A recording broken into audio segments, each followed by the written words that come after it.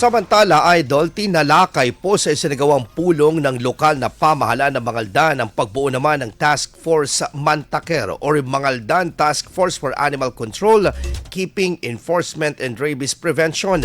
Bilang tugon po ito sa palumalalang issue ng mga pag-alagalang hayop at upang maiwasan ang mga kaso ng rabies sa bayan.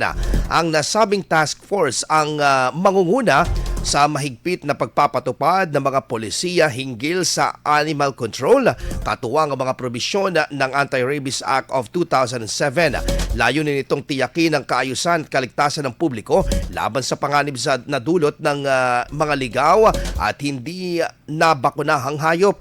Bahagi rin ito ng tugon sa mga ulat ng mga aksidenteng ikinasasangkutan po ng mga hayop sa kalsada. Gayon din sa mga alagang hindi pa nabibigyan ng bakuna kontra rabies sa iba't ibang barangay.